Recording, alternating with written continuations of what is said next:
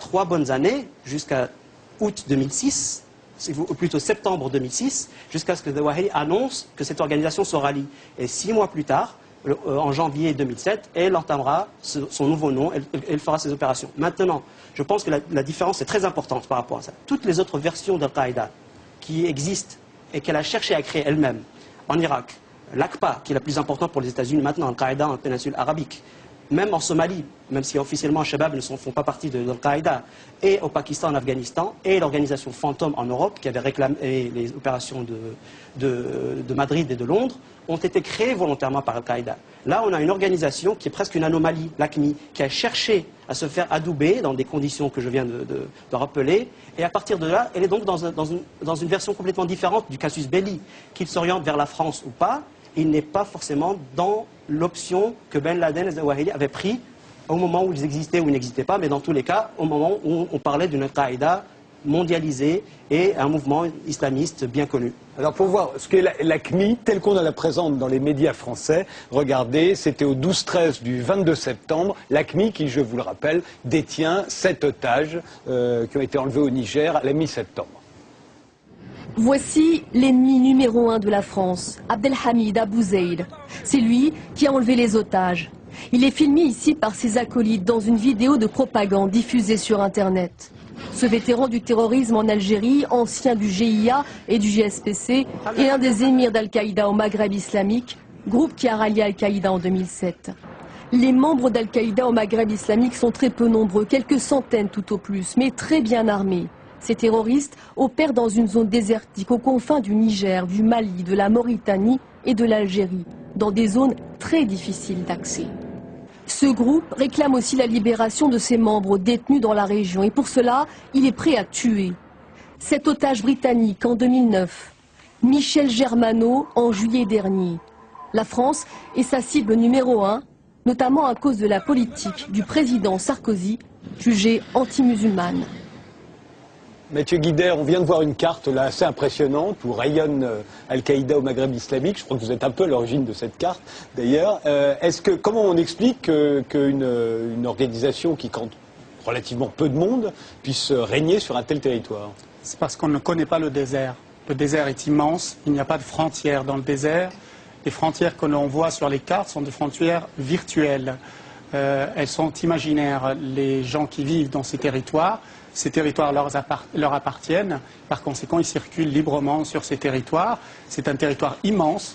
Mais ils le contrôlent. On a l'impression qu'ils le contrôlent. Alors, ils ne le contrôlent pas du tout. D'ailleurs, ni le gouvernement le contrôle, ni AQMI ne le contrôle. Simplement, ils peuvent circuler librement dans ce territoire.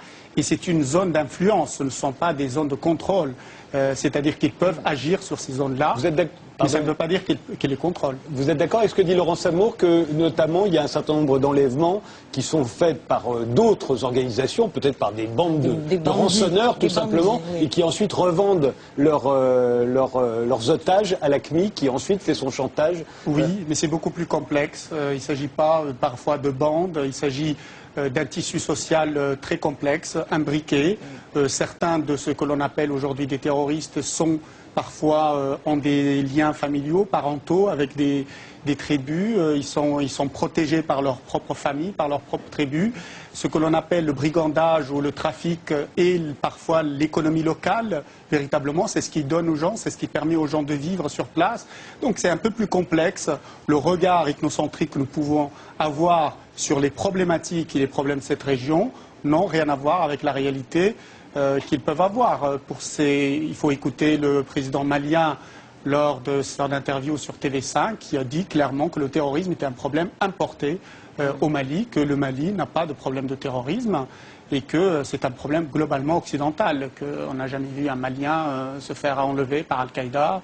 Donc c'est un peu plus complexe que ce qu'on veut bien le présenter. C'est une question de point de vue, c'est une question d'enjeu. Dans cette région-là, il n'y a pas que le terrorisme qui soit un vrai problème. Alors la question qu'on se pose évidemment, c'est est-ce que c'est politique ou est-ce que c'est simplement du brigandage? Alors moi ce que je voulais dire, pour compléter ce que Mathieu disait, c'est vrai que vu d'Europe, le Sahara, on a l'impression que c'est un territoire vide, alors qu'il n'est pas vide du tout. Depuis toujours, les gens circulent, les gens échangent, il y a énormément de contacts, de mouvements, d'activités.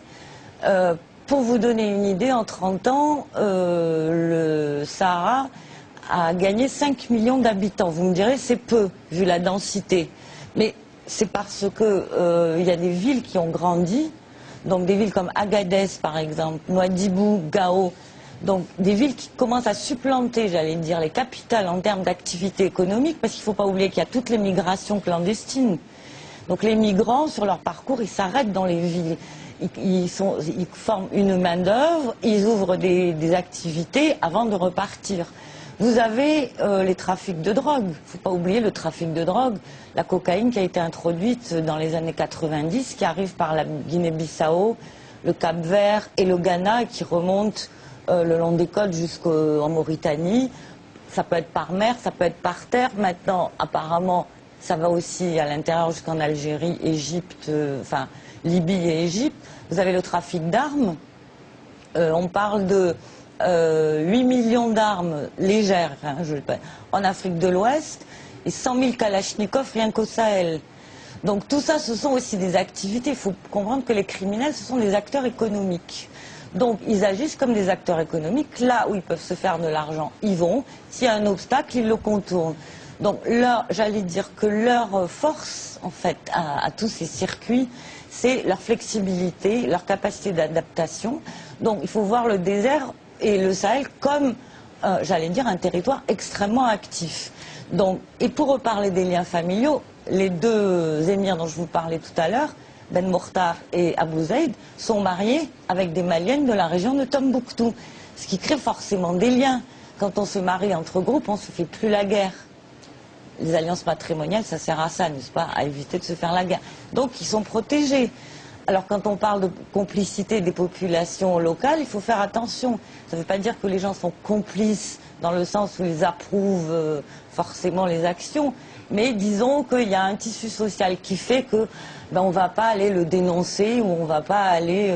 voilà. Et à la question politique ou brigandage, vous pensez que la CNIL, c'est politique? Alors moi, je pense que la CNIL, c'est plus politique parce qu'il y a eu l'échec. Enfin, pour moi, la CNIL, c'est un échec.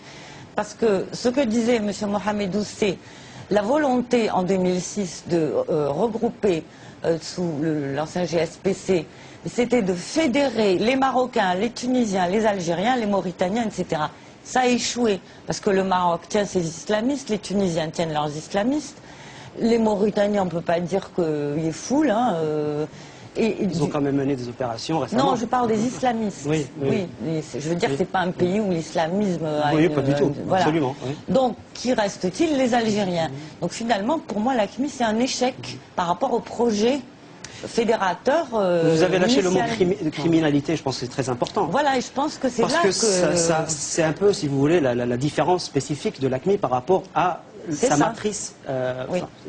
Mon argument, c'est que ce n'est pas vraiment sa matrice. Al-Qaïda centrale. Alors là, qu'est-ce qu'on a fondamentalement? On a, si vous voulez, des gens qui, ayant échoué en 2007, n'ayant pas réussi à ébranler les systèmes maghrébins, il y a quand même eu 2 opérations importantes sur Alger en janvier et en décembre 2007. Le Conseil constitutionnel algérien a été attaqué, l'immeuble du Premier ministre. C'était les opérations d'ailleurs les plus spectaculaires. Ayant échoué dans cette logique, ils sont descendus plus au sud et ont cherché dans une espèce de mise en abîme d'Al-Qaïda elle-même à créer leurs propres organisations. Et là, on est rentré dans une logique qui est parfaitement ce que vous décrivez, c'est-à-dire des réseaux. Avec, bien entendu, une réalité sociologique et ethnologique que vous décrivez qui est là. Et d'ailleurs, effectivement, l'absence de complicité vient du fait que c'est criminel et non pas politique. Mais ce qui interpelle surtout, c'est le casus belli. Le casus belli d'Al-Qaïda central, nous le connaissons. Il a été répété à tue-tête par Ben Laden et Zawahiri dans toutes les revendications. Voilà, ce qu'on oublie, hein, on n'en parle jamais en Occident. Rappelez-nous quelles sont les revendications précises d'Al-Qaïda. Régulièrement dans toutes les cassettes qu'on a entendues de Ben Laden entre 2001 jusqu'à très récemment, si vous voulez, il y a 2 ou 3 ans encore, il répétait les 3 demandes d'Al-Qaïda qui sont des demandes politiques, entre guillemets, si vous voulez. C'est-à-dire, le retrait des troupes américaines au Moyen-Orient, au départ Arabie Saoudite, puis c'était la Terre Sainte au départ. Oui, c'est ça, mais après il y a eu bien entendu la présence en Irak. Deuxièmement, le soutien aux politiques israéliennes. Et troisièmement... Ils veulent que l'Amérique retire son soutien à la politique israélienne. Voilà, et de même au gouvernement arabe autoritariste. Donc ces 3... dictatures. Voilà, ces 3 messages ont été répétés par Ben Laden lui-même et par beaucoup de ses lieutenants dans leurs cassettes. Mais on nous le